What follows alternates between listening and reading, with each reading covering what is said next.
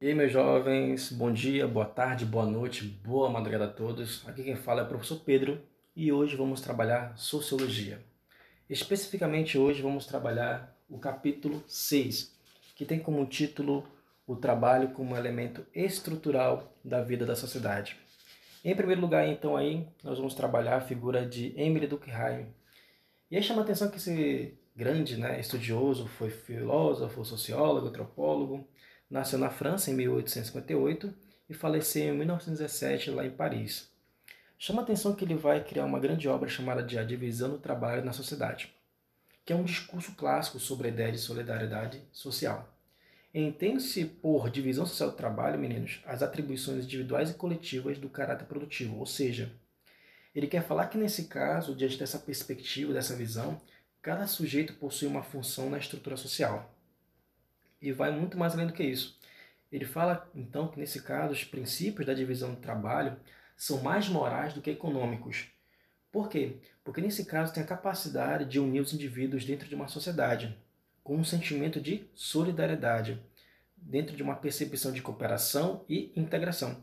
E aí chama a atenção que nesse caso ele vai procurar justamente, nesse momento, comparar dois tipos básicos de sociedade.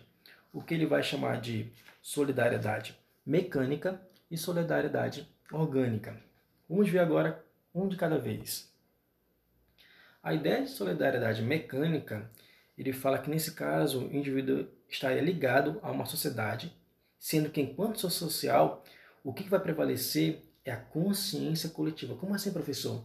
Não é o seu desejo, não é a sua vontade enquanto indivíduo que vai prevalecer, é a vontade e o desejo do grupo como um todo. O que nós podemos perceber nesse momento aí é que quanto mais forte for a consciência coletiva, maior será a intensidade da solidariedade mecânica. Além disso, nós podemos perceber que esse sentimento estará na base do sentimento de pertencimento de uma nação, de uma religião, de uma família. E, além disso, chama a atenção que esse tipo de solidariedade, a mecânica, seria então a soma das crenças e dos sentimentos comuns dos membros de uma determinada sociedade. Exemplo aí nós podemos citar justamente os nativos. No que se refere à solidariedade mecânica, nós podemos citar cada vez mais, só para relembrar, que vai prevalecer então não é a função individual, mas sim a função coletiva. Já agora, à direita de vocês, nós temos a chamada solidariedade orgânica. Nesse caso aí, ele fala que quanto maior e mais complexa for uma sociedade, maior será a divisão do trabalho presente nessa mesma sociedade. Durkheim fala então que nesse caso, o responsável pela divisão do trabalho é o crescimento populacional.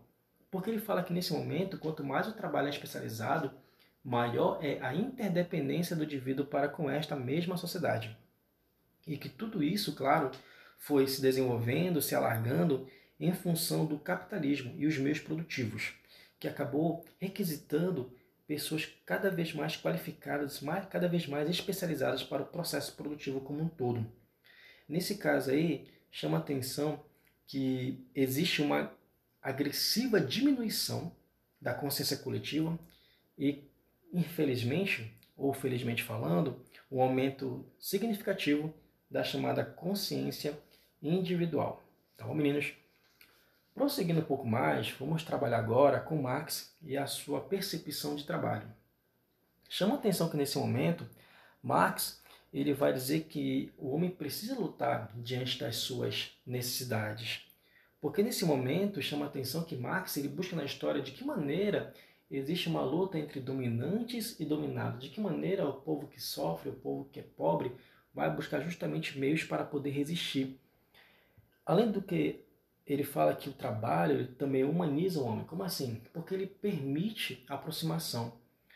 E além de permitir a aproximação, permite também o desenvolvimento intelectual dessas pessoas que sofrem e a maneira como vão reagir o processo. Além disso, vamos perceber claramente que o trabalho para Marx é fundamento da sociedade como um todo. E aí, prosseguindo, nós precisamos entender quais são os sentidos, conceitos, definições de infraestrutura e superestrutura. Quando você trabalha com uma ideia de infraestrutura, você trabalha diretamente com os modos de produção. E aí chama a atenção que você trabalha diretamente com uma base material das relações produtivas entre homem e natureza, entre homem e homem, ou seja, você trabalha com as forças e relações de produção, as forças econômicas de uma sociedade. E vocês podem observar aí em cima que o modo de produção ele é dividido em forças produtivas e relações sociais de produção. O que seriam as forças produtivas? Meios de produção, capital financeiro, força de trabalho, ou seja, os mecanismos de uma produção. E o que seriam as relações sociais de produção? A divisão do trabalho, as classes sociais, relações como um todo, política, econômica, ou seja, a forma de apropriação econômica. Ao falar de superestrutura, nós estaremos falando justamente da forma de dominação no sentido ideológico e institucional. Engraçado que é imaterial, não é concreto, não é palpável, mas é real e eficiente porque sentimos, né, justamente essas funções. E quais seriam justamente os exemplos desse tipo de superestrutura? Nós temos a arte, a família, a educação, a religião, a filosofia, a mídia, as leis, a política como um todo. Tá bom, meninos? Consequentemente, né, podemos analisar com tudo isso que Marx ele vai acabar abordando a ideia de que o homem acaba explorando o outro homem. Em função do quê? Se nós pegarmos lá na pré-história, desde quando no Neolítico começam a surgir os excedentes, e aí começam a surgir as consequências, parece como assim. Quando vem a sobra, vem a ideia de comércio. Com o comércio vem a ideia de Estado e por aí vai. Consequentemente, vai gerar no que Marx chama de desigualdade social. Porque o homem vai começar a explorar outro homem em função daquilo que ele tem, em função daquilo que o outro não possui. Consequentemente, vamos observar que existe então aí uma divisão do trabalho de características intelectual e manual. Nesse momento, vamos verificar que o trabalho manual tem a ver justamente com a parte mecânica e repetitiva do processo, enquanto o intelectual tem a ver com a criatividade e o planejamento como um todo. E isso, claro, vai existir uma barreira, um distanciamento entre as duas partes. Ele vai prosseguir falando que nesse momento acaba agravando esse distanciamento entre esses dois tipos de trabalho, manual e intelectual, em função do capitalismo. Porque o homem ele não possui mais o controle sobre o processo produtivo como um todo.